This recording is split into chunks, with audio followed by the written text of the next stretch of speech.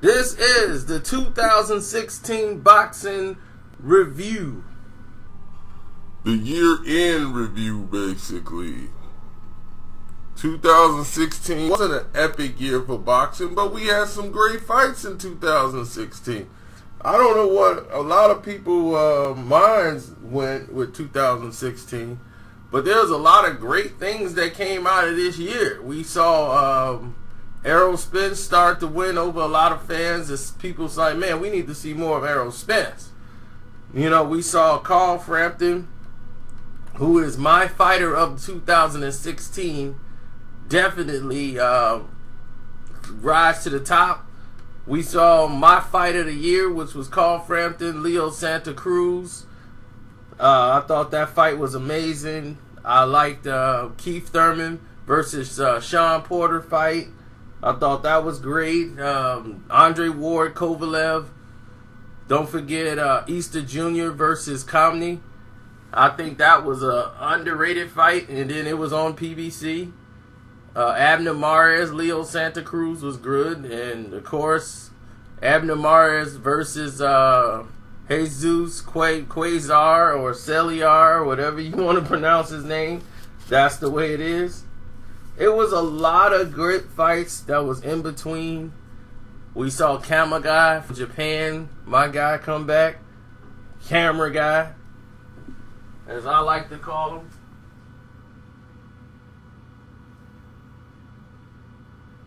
So, yeah, the trash man's coming right now. But I missed out on a lot of the show last week, but I'm going to put it in the description box so you can hear it. I'm going to give you a little sample of it on this video, but last week's show was epic. I didn't listen to it at least 2 times already when I'm driving in the cars, blasting, and I got the talk radio going, and this one dude's just going off.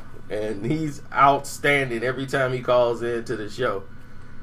But, yeah, this Wednesday night is going to go down, too. But knockout of the year, I definitely got Joe Smith Jr. over Bernard Hopkins, flushing him down the toilet out of the ring. That was the epic end of 2016, and it put a big stamp on the end of Bernard Hopkins' career. That is the way I wanted Bernard Hopkins to go out. Just vanish. That's it. That is perfect ending. And that's another person who had an outstanding year because he beat a guy that a lot of people thought was going to be the baddest guy in the division. And once he knocked him out in the first round, they're like, wow, that was unbelievable. And, you know, he was buzzed himself. You know, both of those guys could crack. So I would like to see more of those two in the ring again. And oh my goodness, it's just so much to try to recap every event, everything. Even Triple G versus Gennady Golovkin was exciting. That was probably the most excitement I had all year going into the fight. Manny Pacquiao, Jesse Vargas was a good fight. It wasn't a boring fight at all. Jesse Vargas came to fight Manny Pacquiao. He hurt Manny Pacquiao in the fight, numerous of times. But you guys didn't really understand how badly Manny was hurt for a while. I mean, he did his thing to win the fight, but, you know, you got Terrence Crawford had a great year. He was up for Fight of the Year. And he just totally destroyed and beat the best guy at 135. So, you know, what's next for Terrence Crawford? He proved he's the best there. You know, 140 is his. You know, I mean, what more can he do? He dominated 135, went to 140. Dominated there. Welterweight got to be the next ticket. I mean, that's where the big money's at, 147. But is Crawford ready for 147? I think he is. I think he's filled out enough at 140.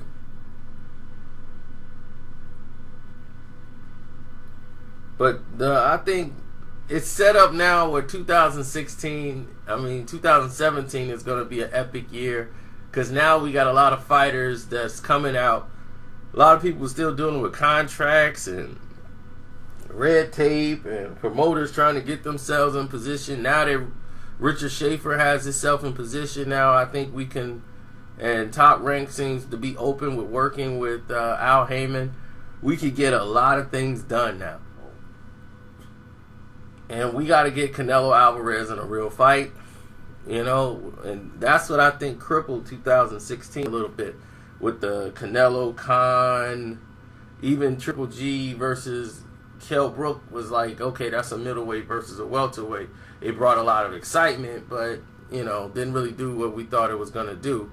Then we had, Anthony Joshua in these little wash-up fights.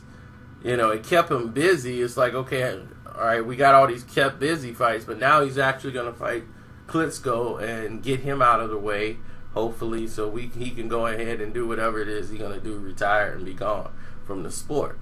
So now with that happening, if Tyson Fury come back, we'll actually have some heavyweights in position to fight. Mm-hmm. We got David Haye getting ready to fight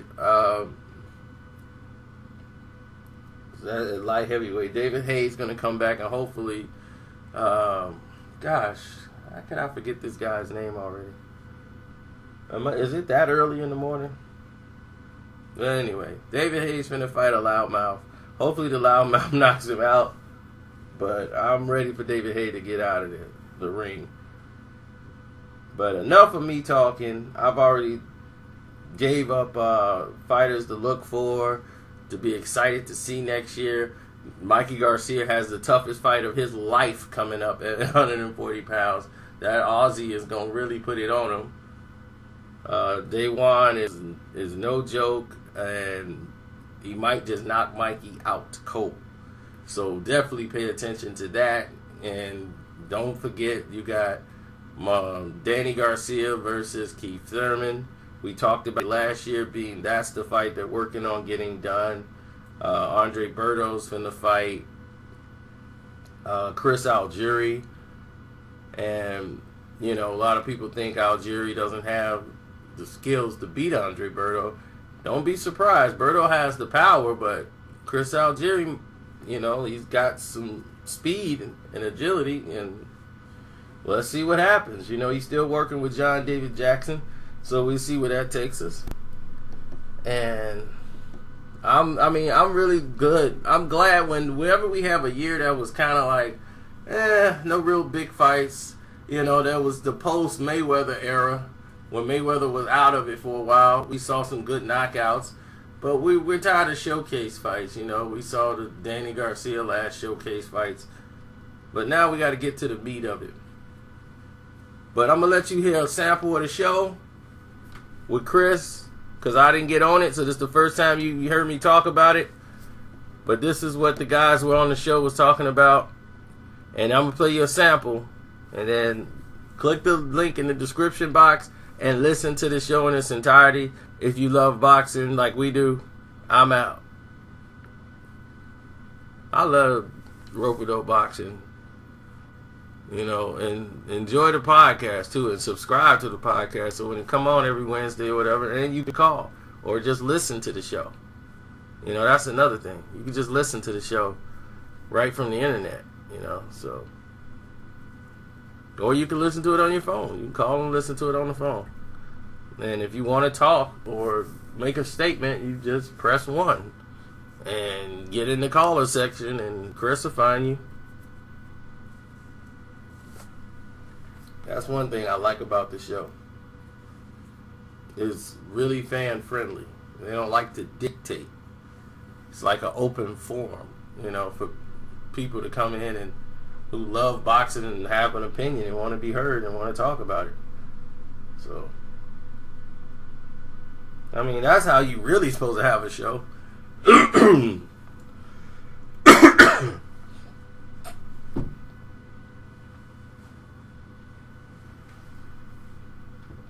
Hopefully everybody had a safe new year. Me, I was out there, I was sharp. You saw me in my suit. Brooks Brothers. Brothers Brooks. Nah. A lot of y'all probably didn't see that film. But I did. Right now, I'm killing time because I'm trying to actually get the thing to actually load up. So you guys can hear the sample of the show. But while that's happening, let me see what other fights we could look forward to this year. Because Errol Spence, Kell Brook, I think is definitely got to happen this year. I think there's no more posting it off or pushing it off. We got to have that fight take off in 2017. Or something's got to happen with the welterweight title at IBF. But if Kell Brook's going to come back, I think if he's going to stay at welterweight, you got to fight Errol Spence. And Timothy Bradley, he's got to decide, what are you going to do? You going to go to 154 or you going to stay at 147? What are you planning on doing? Back fighter of the year this year. It is a good year for that anyway. But as far as winners and losers, I'll start on the positive note, which sometimes it's hard to do in boxing, right? Don't get me wrong, boxing was frustrating this year. That's what made it a bad year. The big names didn't fight each other per se, but some other, lower level, trying to become more known names, they fought each other. And it was a big deal because people were pumped about it, like Thurman and Porter, Santa Cruz and Frampton, Kovalev Ward, Crawford Postal. We did get some of these matchups. And if you're more of an avid boxing fan and a hardcore fan, you know that we're getting fights from the UK, from Japan. I mean, by the way, this weekend, and I don't know how long this has been a tradition, but I know the last handful of years, a lot of times on New Year's Eve and on New Year's Day, sometimes it's a double header of cards, but the Japanese, they always put on solid cards in and around New Year's, whether it's New Year's Eve, New Year's Day. So look out for that.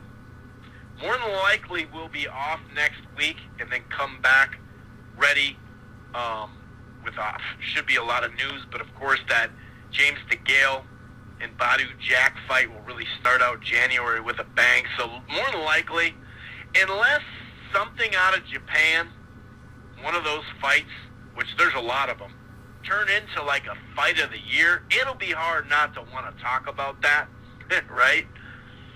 But more than likely, we're going to take next week off. I only usually take 1 or 2 tops weeks off, usually just one. So this is probably going to be that one because in the States here and even the UK, boxing kind of shuts down.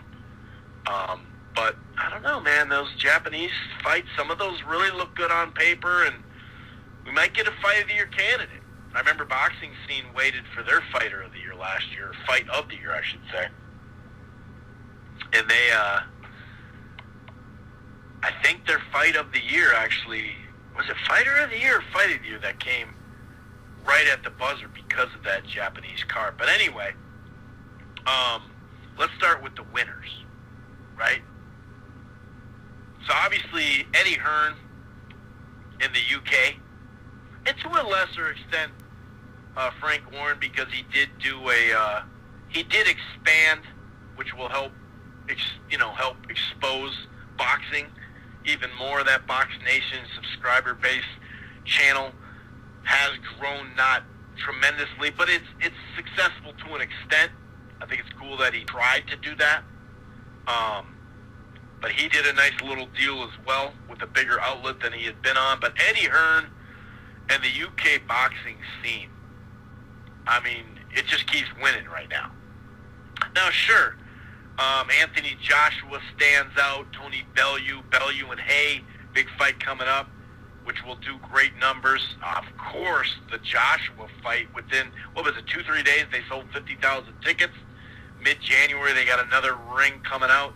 I guess he's got 80,000 tickets, and if he sells those, he gets to bump it up to 10 more thousand. So he's gonna try to get to 90,000. That's gonna be huge. Sure, Anthony Joshua hasn't, he's still young in his career, hasn't faced the top level just yet. He's about to, even though I'm more of a faded guy. But still, this is a big, big fight for him. So that, I mean, it's hard because sometimes Eddie Hearn puts his pay-per-view card on, and you look at the pay-per-view and you're watching it, and you're like, man, even though we don't have to pay for the pay-per-view over here, it's like some of it's like kind of overhyped, and then it's gonna be a quick knockout by Joshua. But other times, you have some really solid fights on it. Sora White was a big fight on the last card for Molina. So, sure, you know, some of these are stay busy fights that don't mean a thing, but every promoter's doing that. You know what I mean? And people are still, no matter who Joshua fights, he's going to sell out quick. And that's just how it goes. Eddie Hearn is another winner in a lot of his, you know, the people he represents, obviously, right? Speaking of winner, I thought Gennady Golovkin was a winner this year. Yes, his first fight sucked, and I really hope, I know they want to unify, and I've said this a couple times over, you know, last chunk of like a year and a half or something. I know they want to unify the division, but if there's another mandatory that's garbage, I mean, maybe you fight Jacobs and then Canelo, let's say, does give you that fight. Okay, then after that, take a stay busy fight. That'd be different, but I really hope we don't get a Dominic Wade. And the sanctioning belts love that stuff because they know their fighter's not going to lose, that they got holding the belt, and they can just pick up a sanctioning fee.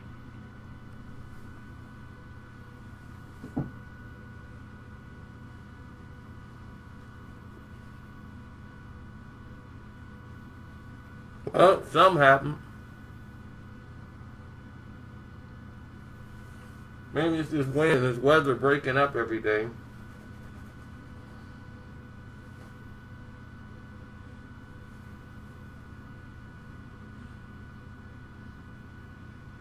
Let's you get an example or a sample rather of the show. So I just stop it here and just put the link in the description box and let y'all go at it. Alright, we'll just do that. Well, it's your boy Carcino. I'm out. Don't forget to subscribe and go to the description box and finish watching the rest of the show. I'm done.